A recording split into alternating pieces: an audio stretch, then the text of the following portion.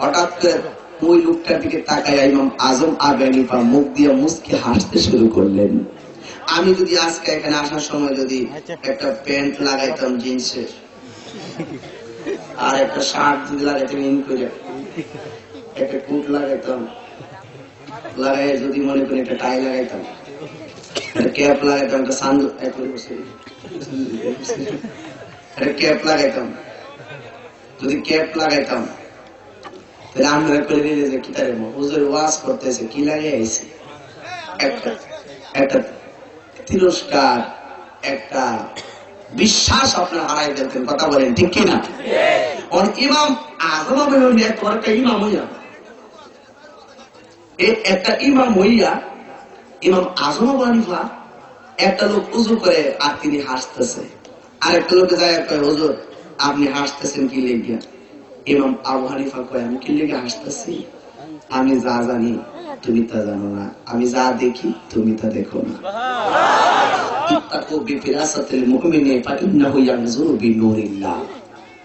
আল্লাহর ওয়ালিদের চোখের মধ্যে আল্লাহ পাকের কুদরতি নূর বিরাজ করে। কথা বলেন না ঠিক কিনা? এবার ইমাম আবু হানিফা বলেন, এক পাগলা ডাক দিয়ে কয় হুজুর গো, আপনি ওই লোকটা ওযু করার সময় কেন আপনি মুস্কি মুস্কি হাসলেন?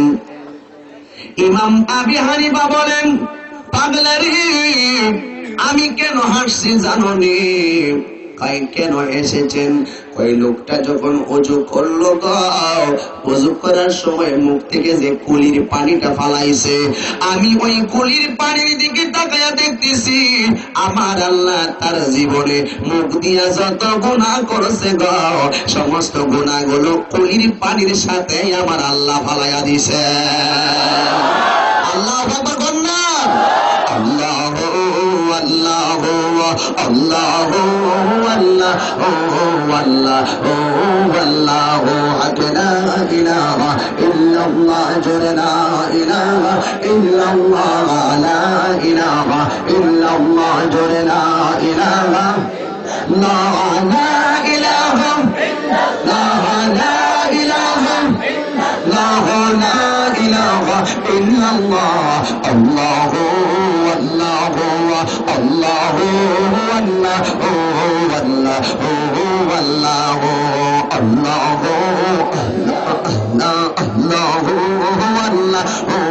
আল্লাহু আল্লাহু কায়াল গুমে উনিও কাঙ্গা সৈয়দ গৌসল আজম কাঙ্গা, কায়াল গুমে উনিও কাঙ্গা সৈয়দ गौसल आजम कांगा। मानो देंगे हम जब दिल से, मानो देंगे हम जब दिल से, कहना वो यज़िया दरबार कांगा। अल्लाह अल्लाह अल्लाह अल्लाह ला इलाहा इल्लल्लाह ला इलाहा इल्लल्लाह ला इलाहा इल्लल्लाह ला इलाहा इल्लल्लाह ला इलाहा لا إله إلا الله لا إله إلا الله الله الله الله الله সিলেটে শাহজালাল কাওয়া, আজমিরে খাজা বাবা কাওয়া, সিলেটে শাহজালাল কাওয়া, আজমিরে খাজা বাবা কাওয়া, খরমপুরে কেল্লা শাহ, খরমপুরে কেল্লা শাহ, कहना जिलकुब दरबार कावा। अल्लाहु अल्लाहु अल्लाहु अल्लाहु अल्लाहु अल्लाहु ला इलाहा इल्लल्लाह ला इलाहा इल्लल्लाह ला इलाहा इल्लल्लाह ला इलाहा इल्लल्लाह ला इलाहा इल्लल्लाह ला इलाहा इल्लल्लाह अब ला इलाहा इल्लल्लाह अल्लाहु अल्लाहु अल्लाहु अल्लाहु अल्लाहु हस्बी रब्बी जल्लल्लाह मा फी क़ल्बी गैरुल्लाह, हस्बी रब्बी जल्लल्लाह मा फी क़ल्बी गैरुल्लाह। नूर मोहम्मद सल्लल्लाह, नूर मोहम्मद सल्लल्लाह ला इलाहा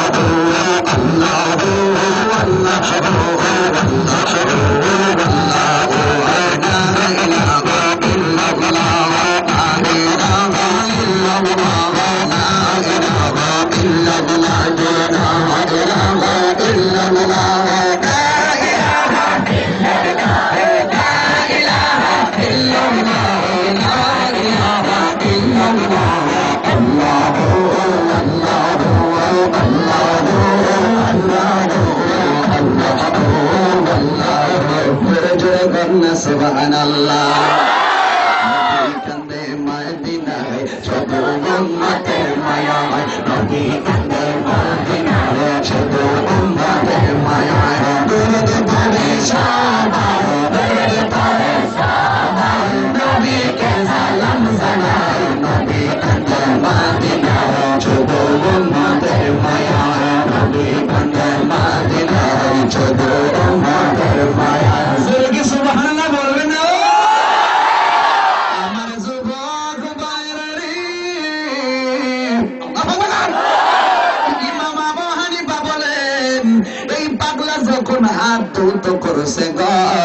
আমি তাকায়া দেখতেছি এই পাগলার জীবনে আঙ্গুল দিয়া যত গুনাহ করছে গো, কবজি দিয়া যত গুনাহ করছে, হাতের কনই দিয়া যত গুনাহ করেছে, আমার আল্লাহ হাতের পানির সাথে সাথে আমার আল্লাহ সব গুনাহগুলো মাটিতে জড়াইয়া ফেলাইয়া দিছে।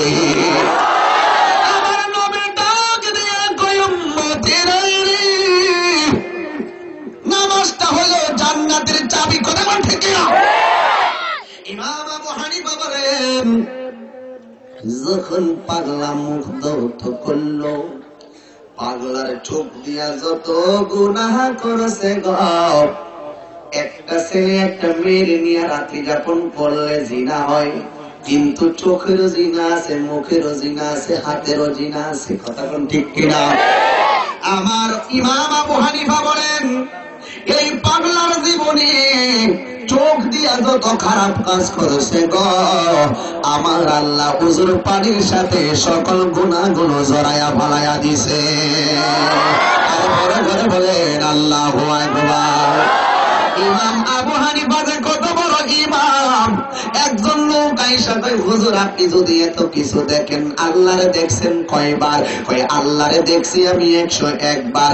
আপনি যদি হুজুর পানির সাথে গুনাহ দেখেন গো, তাইলে আপনি তো একজন বড় কামেল। কয় কামেল কি না জানি না, আমি আমার দয়াল নবীর গোলাম।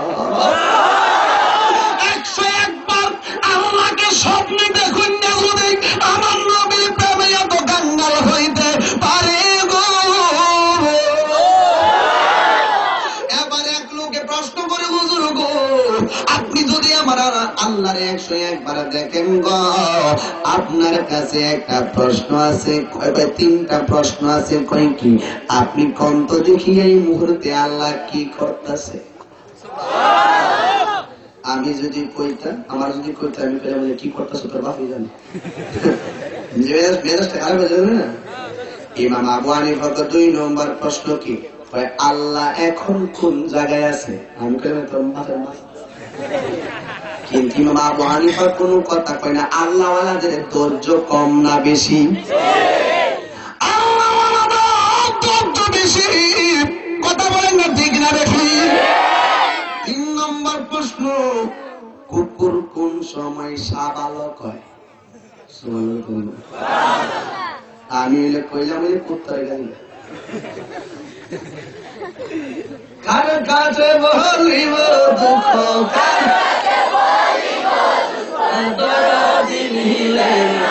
আমি কই না মনের কথা, কই না আমি মনের কথা, কই না আমি জানি মুর্শিদ বিনে, আমি জানি মুর্শিদ বিনে রাসূল তো বিনে, আমি কই না মনের কথা, কই না আমি কথা, কর না ঠিক না বেঠি। ইমাম আবু হানিফা কি কয় দেখেন, তুমি আমার কয়টা প্রশ্ন করছো? তিনটা। যে প্রশ্ন করে এতে কি কো ছাত্র, যে উত্তর দেয় এতে কি কয় এতে শিক্ষক। তো শিক্ষক কি নিচে বসবো না উপরে বইবো? শিক্ষক উপরে বইবো। ইমাম আবু হানিফা চেয়ারে বসে, এবার ছাত্র কোথায় বলবো? ছাত্র নিচে। এবার লোকটা নিচে বসছে। ইমাম আবু হানিফা কয় তুমি এখন দাঁড়াইয়া প্রশ্ন করো আমার আল্লাহ এখন কি করতেছে। ইমাম আবু হানিফাকে যখন এই প্রশ্নটা করেছে গো, ইমাম আবু হানিফা কয় আমার আল্লাহ কি করতেছে জানোনি? কই এই মাত্র আমার আল্লাহ তোমার নিচে বসাইছে, আমার উপরে বসাইছে। বড় করে গবনা আল্লাহু আকবার। দুই নম্বর প্রশ্ন কোন তো আল্লাহ এখন কই আছে? ইমাম আবু হানিফাকে এই প্রশ্নের উত্তর দিতে গেলে মোমবাতি লাগবে একটা, আনটি মোমবাতি কয় ধরো।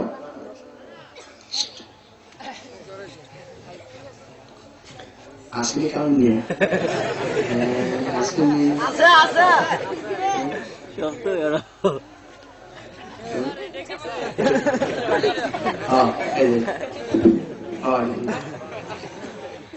কি খবর? আসেনি নির্বাচনের শুরু দ্বারা খানা হ্যাঁ কতক্ষণ ঠিক কিনা কি খবর?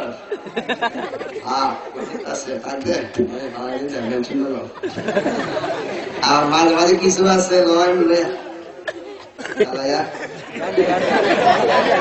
আসিনি আবার কিছু আসেনি, এটা বলি না মদের বোতল খুলে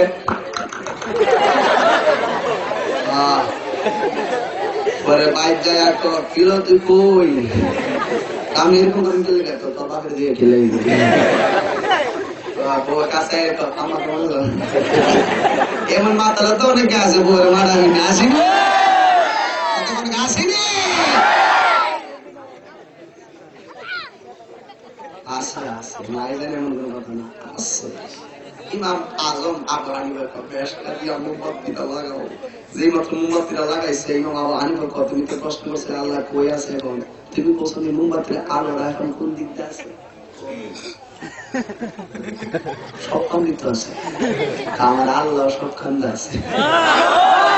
দলিল লাগে নাই, দলিল লাগে নাই, এক মন হেলেমের সাথে 9 মন হেলেম লাগে। হেলে বলার বাপের নাম ইমামদের ইমামে আজম আবু হানিফা। কথা বলুন ঠিক কিনা?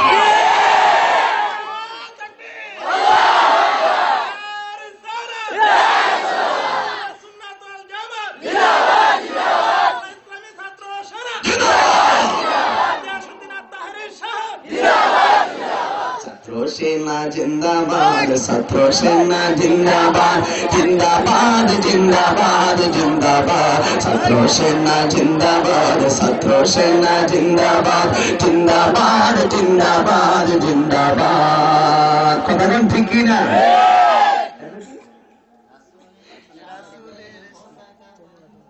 আছে কেন মনে নাই অনেক আগে না। ছাত্র সেনা জিন্দাবাদ, ছাত্র সেনা জিন্দাবাদ, জিন্দাবাদ জিন্দাবাদ জিন্দাবাদ, রাসূলের সৈনিক আমরা তো তাই করি। অনুসরণ কেমন ধরে কয় আর কি। আচ্ছা সঙ্গে থেকে শিক্ষালাম ইনশাআল্লাহ, সামনে সারপ্রাইজ দিব আপনাদের। অসুবিধা নাই তো? আলোচনা অসুবিধা নাই তো? আচ্ছা এটা অনেকদিন ধরে গাই না আর কি। জোরে জোরে কর না আল্লাহু আকবার। আমার আল্লাহ সব দিকে আছে। 3 নম্বর প্রশ্ন, বলেন তো কুকুর কোন সময় সাবালক হয়? ইমাম আবু হানিফা, আমি তো জীবনে কত প্রশ্ন দেখলাম, এই প্রশ্নের উত্তর তো আমি পাইছি না। বাড়িতে যাইয়া ইমাম আবু হানিফা মনটা খারাপ কইরা যখন বইসা রইছে গো, ইমাম আবু হানিফার একটা মেয়েটা এসে ডাক দিয়ে কই, বাবা আপনার মনটা কেন খারাপ? কয়, মা তুমি বুঝবা না, এই মেয়েটার নাম কিন্তু হানিফা ছিল, আর ইমামের নাম ছিল নোমান ইবনে সাবিত। নোমান ডাক দিয়া কয়, হানিফা গো, আমার মন কেন খারাপ তুমি তা বুঝবা না? কয়, বাবা আপনি আমারে বলেন না। কয়, মা জীবনে কত প্রশ্ন চোখে দেখলাম, কত প্রশ্নের উত্তর দিলাম, একটা প্রশ্ন তো আমাকে আজকে আটকাইয়া ফেলছে। কয় কি? কুকুর কোন সময় সাবালক হয়? মেয়েটা ডাক দিয়া কয়, বাবা গো, যদিও প্রশ্নের উত্তর আপনি জানেন না, কিন্তু প্রশ্নের উত্তর আপনার মেয়ে জানে। গোলাপ ফুলে যাহাই আছে, গন্ধরাজে তাহা নাই, গন্ধরাজে যাহাই আছে, এই গাঁদা ফুলে তাহা নাই। টং টঙা টং কথা কোন ঠিক কিনা? মেয়েটা ডাক দিয়ে কই, বাবা গো, আপনি যদিও না জানেন গো, আমি এটা ভালো কইরে জানি। কই, মা কি? কই, কুকুর যখন পা তুইলা প্রস্রাব করে গো, মনে করবেন কুকুরটা সাবালক।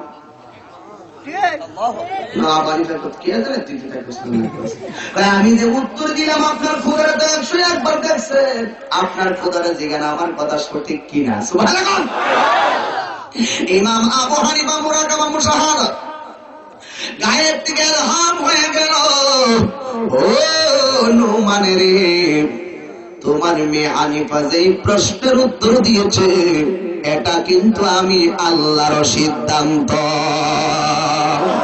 নোমান ইবনে সাবিত কয়, মা গো, আজকে থেকে তোমার বাবার নাম নোমান না, আজকে তুমি আমার মেয়ে হানিফা যে ইজ্জত বাঁচাইছো, আজকে থেকে আমার নাম হইল আবু হানিফা। আমি কইলাম আবু হানিফা, হানিফার বাবা। আর বড় করে বলেন আল্লাহু আকবার।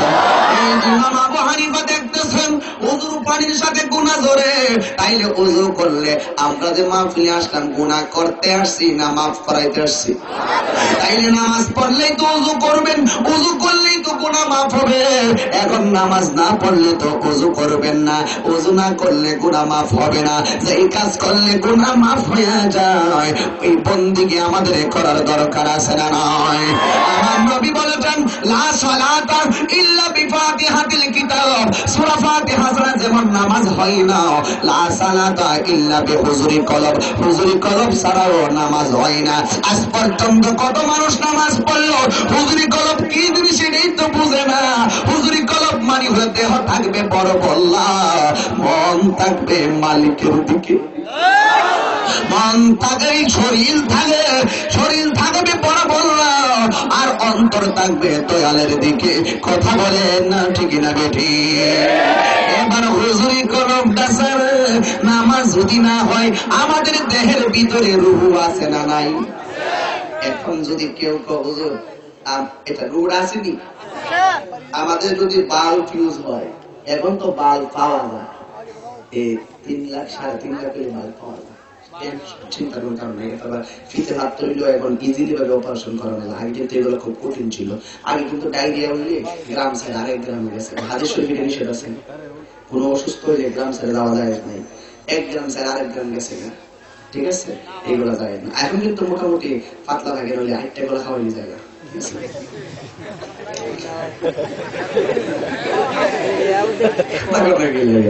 এমন পাতলা গেলে আমার শরীরে একটা গলা খাওয়াইলে পাতলা গেলে 8টা গলা বেশি গলা গেছে না, এটি খাইলে হ্যাঁ, আর জ্বর উঠলে বেশি করে কত পানি ঢালবে না, সাথে কামড় দিয়ে একটা বান দিবে খাওয়ার মধ্যে, দেখবেন তো সব ঠিক হয়ে যাবে। তো এই আরেকটা ওষুধ আছে, একটা গাছ আছে, গাছের মধ্যে আঞ্জা দিয়া ধরলে হার্টের রোগ ভালো জায়গা। এই গাছটার নাম হলো অর্জুন গাছ। মনে বলি গাছটার নাম হইল অর্জুন গাছ। অর্জুন গাছের মধ্যে সকাল সন্ধ্যা আঞ্জা মারে না ধরে রাখে, হার্টের রোগ ভালো জায়গা। আর অর্জুন গাছের পাতা আছে, আমি গত 5 বছর আগে দাওয়াত খেয়েছিলাম, 5 বছর আগে অর্জুন গাছের পাতা আছে না, সিল্লা একবারে ইফতারের সময় এটা আমরা খাইছি। মোটামুটি এটা খাইলে হার্টের জন্য উপকার হয়। আসলে আমরা জানি অনেক কিছু মানি না। এই ছোট ছোট কথাগুলো কিন্তু হাসবেন না, মনে রাখবেন, কাজে রাখবো। যারা রেকর্ড করছেন এগুলো মা বন্ধুকে শোনাবেন, এরা এগুলা খালি কাজে রাখবে। কথা বলেন ঠিক কিনা? কথা বলেন ঠিক কিনা? এই আমার নবী কই বছর ওই গেছে মাস্টারে হুজুরি কলম, এই ওপেন হার্ট সার্জারি যখন ডাক্তাররা করে, এখানে একটা বাল্ব, এখানে একটা বাল্ব আছে। বাল্বের দাম আমার বন্ধুরা যখন নষ্ট হয়েছিল তখন আড়াই থেকে ছিল, তখন আমি তারেক জিয়ার মাধ্যমে ডিল করছিলাম ঢাকা শহরে। এখনো রাজনীতিবিদ লাগে আনতে গেলে বাহির থেকে আনতে হয়। তো মোটামুটি টাকার মধ্যে আমরা 12 জন ছেলে রক্ত দিয়েছিলাম। আমি ছাত্র জীবনে শরীরা ছিলাম তো মনে হিসাব ছাড়া মানুষের রক্ত দিয়েছি, সমস্যা নেই এখানে। বেশি রক্ত নয়, কাটলে মোটামুটি ভালোই হবে। হাতের কথা দাগ দিচ্ছে, সব স্টেজে দাগ, এই যে লাগছে লাগে কত রক্ত হয়েছে কারো মানুষটা দেবেন নেওয়া লাগে আর কি। এই কাইটটা বাল্ব লাগা, আচ্ছা কন্ত দিয়ে রুমটা কি বাইরে থাকে না ভিতরে? আজ পর্যন্ত কোন ডাক্তারের রুমটা কাইটটা বের করতেছে তখন বুঝবা গো হুজুরি হলো কারে বাইর করতে পারছি। কাইটটা যদি রুহ বাইর করে দিত তাহলে আল্লাহর কসম ভারতের বুশ আছে না, বুশ সব আমেরিকার বুশ বা বারাক হোসেন ওবামা সব লিয়ে যেতে বলি। কথা কোন ঠিক কিনা? যাতে রুহ কাইটটা দিয়ে মরাটা রুহ খুব ভিতরে না লাগাই দিল চেষ্টা করলে রুহ ডারে কি আজ পর্যন্ত ডাক্তার ভাইছে? এই রুহ সম্পর্কে আল্লাহর কোরআন আল্লাহর কোরআনের মধ্যে বলছেন রুহটা সম্পর্কে, রুহটা যে কি জিনিস। ইয়াসআলুনাকা আনির রূহি কুলির রূহু মিন আমরি রাব্বি।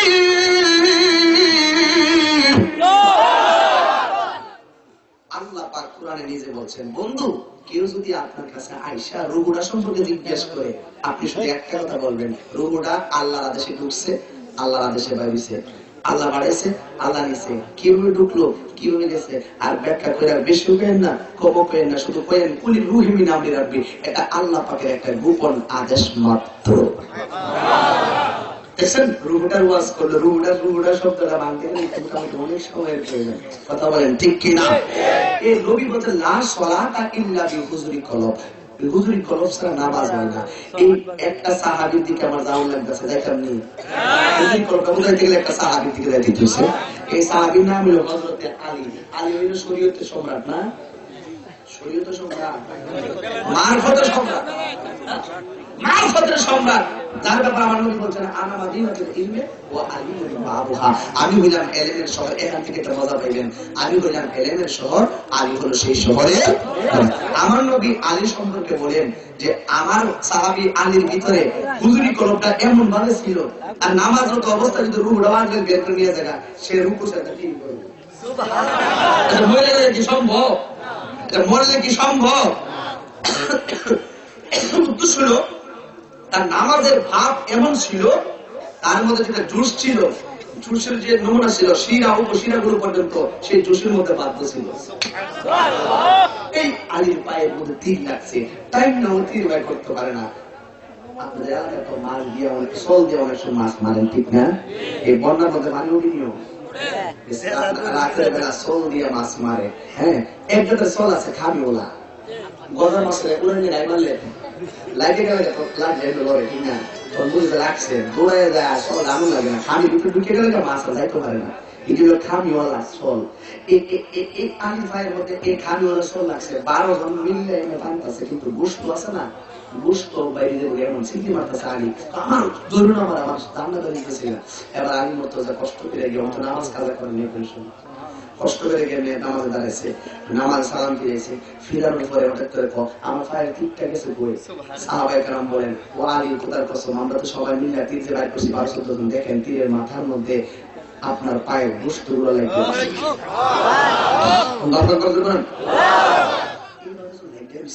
এই মুহূর্তে ওই টাইমটাতে একজন ডাক দিয়ে কয়, আলী তুমি কি টের পাও নাই?